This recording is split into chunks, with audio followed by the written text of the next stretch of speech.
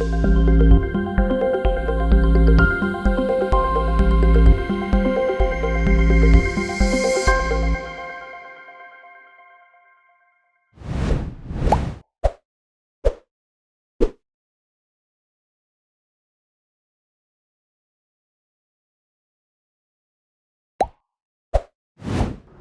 lagi dengan materi e-learning mengenai perencanaan teknis bendungan. Dengan hari ini judulnya mengenai geologi teknik untuk perencanaan sebuah teknik bendungan. Materi yang saya sampaikan itu terdiri dari 6 materi. Pertama, bidang geologi teknik itu mengenai 1. Klasifikasi batuan, rocks atau soil di sana termasuk. Yang kedua, geomorfologi. Yang ketiga, stratigrafi. Yang keempat, struktur geologi. Yang kelima, air tanah. Dan yang keenam, kegempaan.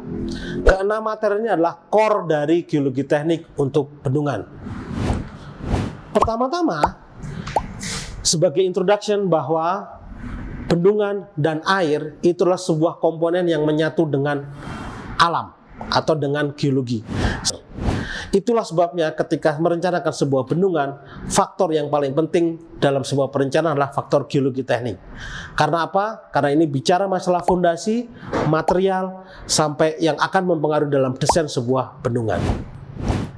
Mari kita mulai dari bagian pertama, itu klasifikasi batuan. Klasifikasi batuan itu terdiri secara pakem ada 3, yaitu batuan beku, batuan sedimen, dan batuan metamorf. Ketiga batuan ini ada di Indonesia, sehingga sangat dijumpai, sangat banyak di Indonesia. Mari kita kenalin batuan satu-satu. Yang pertama, batuan beku. Batuan beku adalah produk dari gunung api, dari magmatik.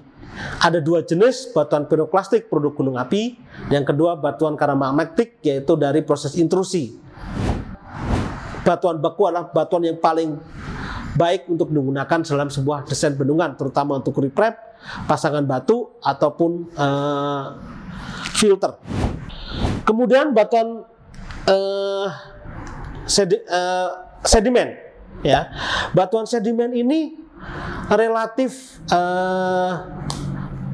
dari komposisi kekuatan relatif tidak sekuat batuan beku karena dia hasil dari sedimentasi dari batuan beku dan batuan metamorf. Dan dominannya 3 jenis, yaitu yang pertama batu pasir, batu lempung, dan batu gamping. 3 ini yang dominan di Indonesia. Seorang ahli geologi akan memudah mengenali ketiga batuan ini, dan ini biasa dijumpai sebagai fondasi-fondasi batuan. Namun demikian, ketiga batuan ini, jenis batuan ini harus dikenalin bagaimana karakteristiknya secara engineering. Batu lempung itu kedap air maka bagus, batu pasir itu relatif porositas tinggi, probabilitas tinggi sehingga kurang bagus, sehingga perlu treatment biasanya untuk fondasi. Sedangkan batu gamping sekali lagi relatif dihindari sebagai fondasi. Namun batu gamping yang terkristalisasi itu bagus sebagai material untuk pasangan batu. Terakhir itu batuan metamorf. Ini sangat jarang, hanya di daerah tertentu, Sulawesi dan Irian Jaya.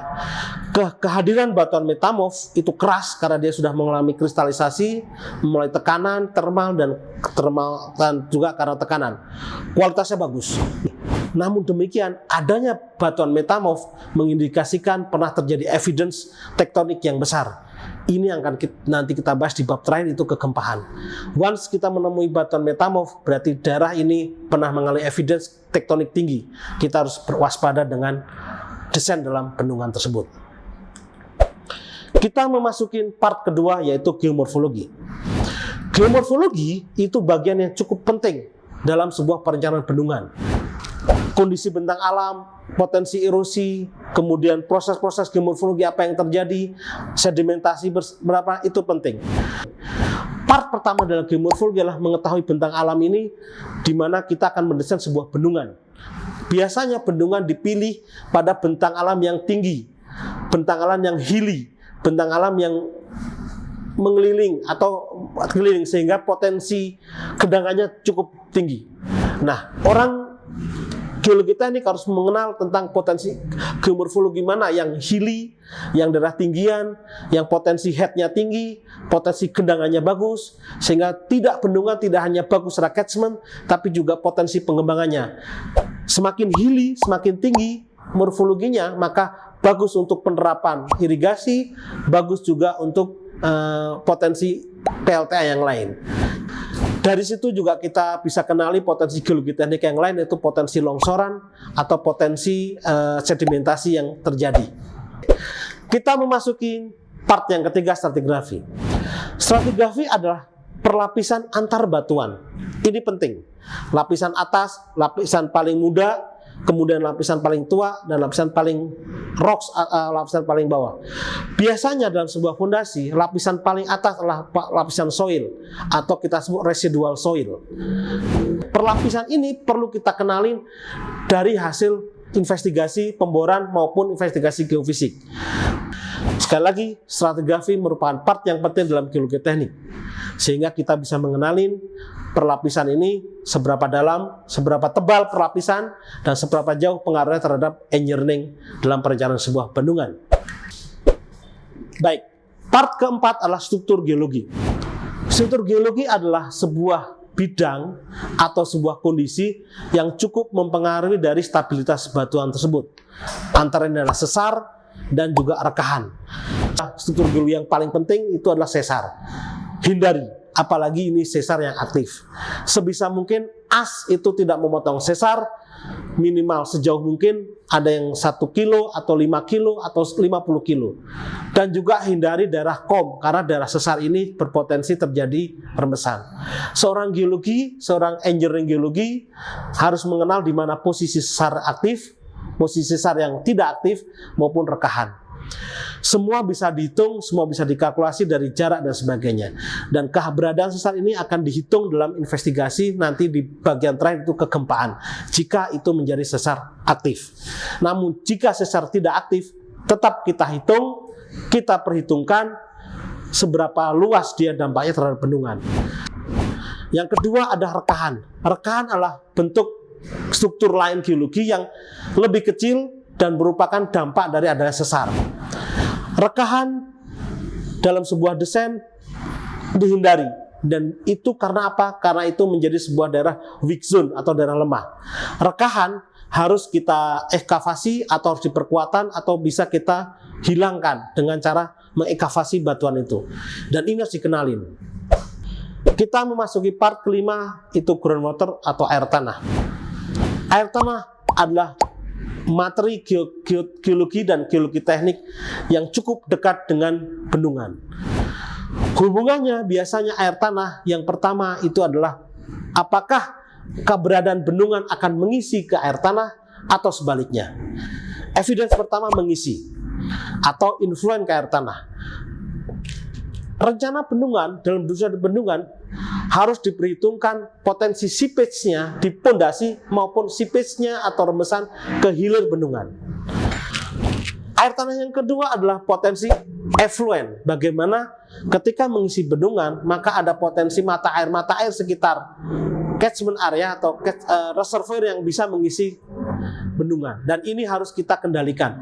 Jangan sampai mata air yang muncul karena proses adanya bendungan itu mempengaruhi kestabilan dari bendungan.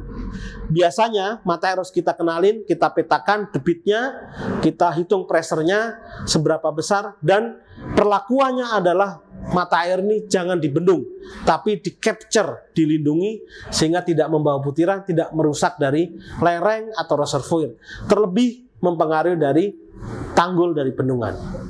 Sekali lagi ada dua, influent dan effluent. Influent mengair tanah, effluent bagaimana mata air itu mengisi reservoir. Kita ke bab yang terakhir, itu kegempaan.